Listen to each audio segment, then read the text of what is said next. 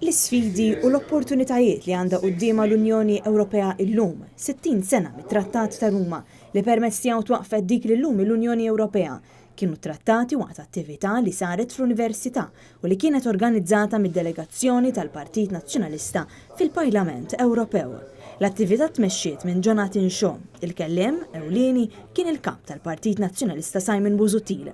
Fil-ftuħ rappreżentanti ta' 4 għaqdiet tal-istudenti resqu l-opinjonijiet u l-proposti tagħhom dwar il-futur tal-Unjoni Ewropea.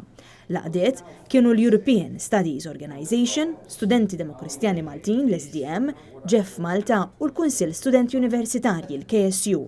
Net News ħal-kummenti ta' dawn ir-rappreżentanti tal-istudenti.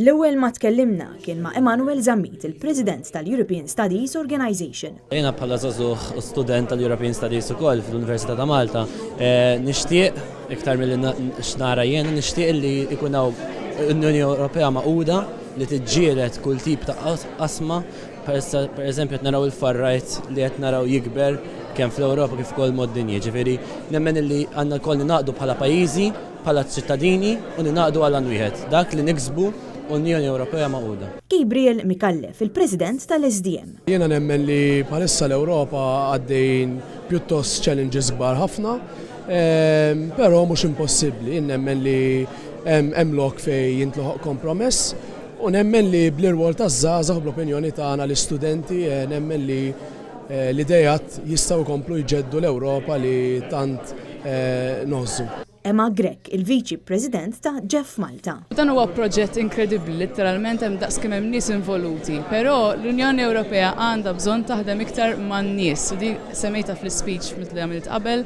għandha bżonn tkun iktar viċin in-nies li tisma' fuq ix tinkwetaw in-nies, il-konsens tagħhom, kemm jekk fuq is-sigurtà tan-nies, kemm jekk fuq kriżi differenti. Però hija importanti li l-Unjoni Ewropea u l-politikanti li qegħdin fl-Unjoni Ewropea jibdew jisimgħu x'qed jgħidu n-nies.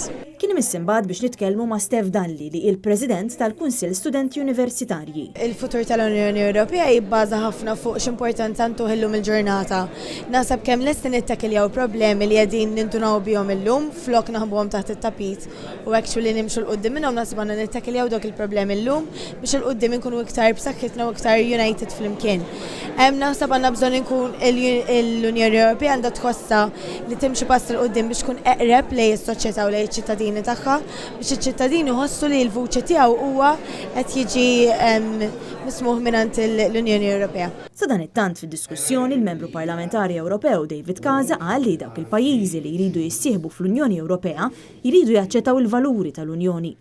L-MP Roberta Metsola staqsiċ qed tagħmel il-Kummissjoni Ewropea dwar pajjiżi bħal Polonja u Rumanija li huma membri tal-Unjoni Ewropea u li mhumiex jimxu mar-regoli tal-Unjoni. Attenda wkoll l-eks Kummissarju Ewropew Joe Borg li flimkien mal-President Emeritus Edifen Kadami kien iffirma trattat ta' sħubija ta' Malta fl-Unjoni Ewropea. Fid-diskussjoni ħadu semmu wkoll id-deputati parlamentari Francis Zamid Dimek u Ryan Kallus, is-Segretarju Ġenerali tal-Partit Nazzjonalista Rosette Tik u anke Filip Mikallef, ex-Chairman tal-Air Malta.